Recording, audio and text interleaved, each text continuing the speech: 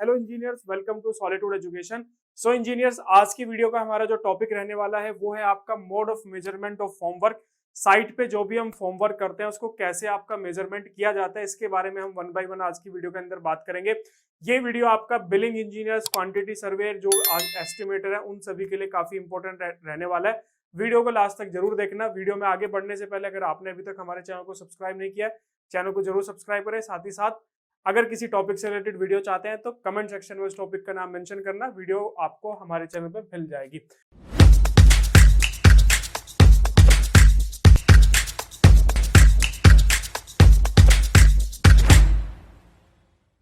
चलिए बात करते हैं। सबसे पहले जब मेजरमेंट की बात आती है, खासकर जो भी मेरा आपका फॉर्मवर्क के मेजरमेंट की बात आती है, तो इसके अंदर सबसे पहली चीज निकल के आती है आपका इसकी क्लासिफिकेशन।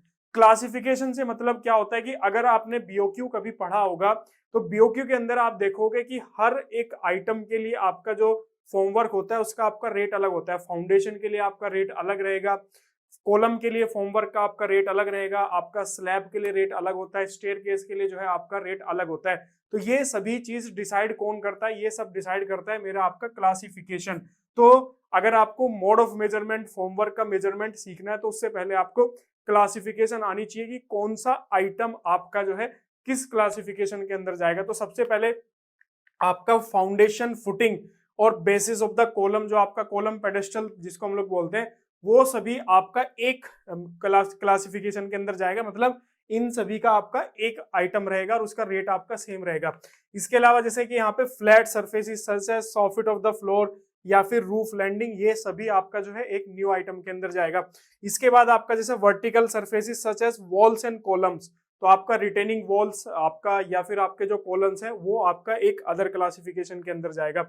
इसके अंदर आपका क्लासिफिकेशन के अंदर स्लोपिंग सरफेस, जैसे मुझे आपका किसी रैंप पे आपका अगर फॉर्मवर्क करना है, स्टेयर केस पे मुझे आपका जो है फॉर्मवर्क करना है, तो वो मेरा आपका एक अदर क्लासिफिकेशन के अंदर जाएगा। जैसे कि आपका देखो यहाँ पे वेयर, अब इसके अंदर भी आपकी दो चीजें आ जाती हैं। पहली क्या है कि अगर इंक्लिनेशन एंगल आपका जो है लेस देन 30 डिग्री है, मेरा जो एंगल ऑफ इंक्लिनेशन है, जो मेरा ये एंगल ऑफ इंक्लिनेशन है, अगर ये आपका लेस देन 30 डिग्री है तो इसकी एक अदर क्लासिफिकेशन होगी।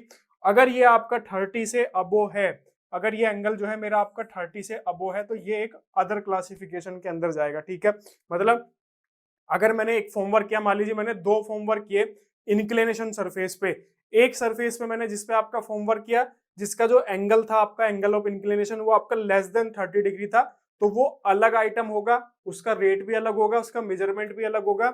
और दूसरा जो मेरा आपका इंक्लिनेशन सरफेस था जिसका आपका एंगल ग्रेटर देन 30 डिग्री है, वो आपका मेरा एक अलग आइटम बनेगा और उसका रेट भी आपका अलग रहेगा और उसका मेजरमेंट भी अलग से किया जाएगा। दोनों चीजों को आप सेम रेट के अंदर आप या फिर सेम आइटम के अंदर नहीं डाल सकते हैं। तो क्लासिफिकेशन का मतलब आपका यही हो गया। इसके अंदर आपका क्लासिफिकेशन के अंदर जैसे आर्चेज हो गया, आर्क जो होती है आपका, जब हम कोई भी आर्क सरफेस बनाते हैं उसके अंदर भी आपका देखो दो तरह की आपकी क्लासिफिकेशन होती है। एक आर्क है जिसका स्पैन आपका जो है, मान लीजिए ये मेरी कोई आर्क है और इसका जो स्पैन है वो आपका लेस देन 6 मीटर है, तो ये एक अलग आइटम रहेगा आपका। और अगर आपका ग्रेटर देन 6 मीटर है तो आपका ये एक अलग आइटम के अंदर जाएगा। तो अगर आपकी साइट पे आर्क का काम हो रहा है तो वहां पे अगर आपको फॉर्मवर्क का मेजरमेंट करना है, तो अगर आपकी आर्क लेस देन 6 मीटर है, जो आर्क आपकी लेस देन 6 मीटर है उसका मेजरमेंट अलग होगा। जो आर्क आपकी ग्रेटर देन 6 मीटर है उसका जो आपका मेजरमेंट होगा, जो रेट होगा, वो आपका अलग रहेगा। इसके बाद आपका क्लासिफिकेशन के अंदर आता है कि आपका डॉर्मर जो सरफेसेस होते हैं, जो डोम लाइक स्ट्रक्चर्स होती हैं, जैसे कि आप लोगों ने एंसेंट स्ट्रक्चर्स देखी होंगी, आपने जो आपका इस्लामिक आर्किटेक्चर्स है या फिर आपका जो ब्रिटिश आर्किटेक्चर्स है, यूरोपियन आर्किटेक्चर भी आप उसको बोल सकते हो, कि वहां पे आपने देखा होगा कि सारी स्ट्रक्चर्स जो है उसमें आपका डोम लाइक स्ट्रक्चर्स जो है आपका बनती थी। जैसे आपका एग्जांपल के लिए ताजमहल अगर आप देखोगे तो उसमें भी आपका एक डोम है। ऐसे ही जितने भी ब्रिटिशर्स ने जो इंडिया के अंदर आपका जितने भी स्ट्रक्चर्स बनाई उनके अंदर भी आपका जो है डोम लाइक स्ट्रक्चर्स रहती थी। तो अगर कोई भी ऐसी डोम लाइक स्ट्रक्चर्स है उस वो भी आपका एक अलग क्लासिफिकेशन के अंदर जाएगी। ऐसा नहीं कि आपका आर्क वाले आइटम के अंदर वो चली जाएगी, नहीं, आर्क वाला आइटम आपका अलग है और डोम वाला जो आपका आइटम है वो आपका अलग है। इसके अंदर आपका आप जैसे एजेस ऑफ द स्लैब, मान लीजिए मेरी ये स्लैब है और ये स्लैब का क्या हो गया, मेरा आपका एज हो गया। अगर ये आपका लेस देन 200 है, लेस देन 200 इसकी थिकनेस है, तो ये भी आपका अलग आइटम के अंदर जाएगा। यहाँ पे देखो edges of the slab and the breaks in the floor, जो आपके फ्लोर के अंदर आपके ब्रेक हम दे देते हैं, एक्सपेंशन जॉइंट वगैरह प्रोवाइड कराते हैं। And the walls running meter के अंदर इसका मेजरमेंट किया जाता है लेस देन 200 mm। ये मेरी जो डेप्थ है, कंडीशन क्या है कि मेरी ये लेस देन 200 mm जो है वो आपका होना चाहिए, ठीक है। इसके बाद क्लासिफिकेशन के अंदर आपका यहाँ पे कॉर्निस एंड मोल्डिंग जो हम लोग बनाते हैं, जब हम कोई भी प्रोजेक्शन बाहर निकालते हैं उस पर अगर मैं कोई कॉर्निस या फिर कोई मोल्डिंग वगैरह बना रहा हूँ तो वो भी आपका एक अदर क्लासिफिकेशन के अंदर जाता है, ठीक है। आपने देखा होगा कि आपका कोई प्रोजेक्शन है तो उस पर आगे कुछ इस तरह की बना होगा या ऐसे होगा, कुछ इस तरीके से आर्क टाइप बना दे, तो ऐसे अलग अलग डिजाइन आपको इंटरनेट में मिल जाएंगे, आपको पता भी है कॉर्निस और मोल्डिंग के बारे में। इसके बाद आपका यहाँ पे क्लासिफिकेशन के अंदर नेक्स्ट आता है स्टेयरकेस विद स्लोपिंग और steps of it including rising and fall stringers excluding landing. देखो यहाँ पे लैंडिंग अलग आइटम आएगा और आपका जो स्लोप है वो आपका अलग आइटम के अंदर जाएगा, क्योंकि स्लोप जो आपका, जैसे मेरा स्टेयरकेस है ये आपका यहाँ पे इस तरीके से मैंने फॉर्मवर्क किया, तो लैंडिंग मेरी क्या है, हॉरिजॉन्टल है, और ये वाला जो मेरा सरफेस है ये आपका इंक्लिनेशन है, इंक्लाइन है, मतलब तो ये अलग क्लासिफिकेशन के अंदर जाएगा और लैंडिंग जो है वो आपका अदर क्लासिफिकेशन के अंदर जाएगा। स्पाइरल अगर स्टेयरकेस है तो अगर आपका डॉगलेग स्टेयर्स है जिसमें स्लोप में हम लोगों ने आपका फॉर्मवर्क किया तो उसका मेजरमेंट अलग होगा। स्पाइरल अगर आपका स्टेयरकेस है तो उसका मेजरमेंट जो है वो आपका अलग से किया जाएगा। ऐसे आपका जैसे चिमनी हो गया, साफ्ट हो गया, एलिवेटेड वाटर रिजर्वायर वगैरह हो गए, तो ये भी आपका अदर क्लासिफिकेशन के अंदर जाते हैं, ठीक है। ये हो गया आपका, अभी तक हम लोगों ने सारी चीजें डिस्कस किया किसके बारे में, आपका क्लासिफिकेशन के बारे में। सो क्लासिफिकेशन क्यों इंपॉर्टेंट है, क्योंकि हम हर एक आइटम का अलग रेट, अलग तरीके से उसका जो रेट है आपका मेजरमेंट उसको कर सके, वो बहुत इंपॉर्टेंट होता है। ऐसा नहीं कि हमने आपका कॉलम का भी सेम रेट दे दिया, आपका हम लोगों ने फाउंडेशन का भी सेम रेट कर दिया, हम लोगों ने आपका स्लैब की फॉर्मवर्क का भी सेम रेट कर दिया। अगर आप डिफरेंसेस देखोगे तो मेरा फॉर्मवर्क जो मैं फाउंडेशन के अंदर कर रहा हूँ उसके अंदर मेरा आपका मटेरियल भी कम लग रहा है, इसके अलावा वहां पे मेरी लेबर भी कम लग रही है।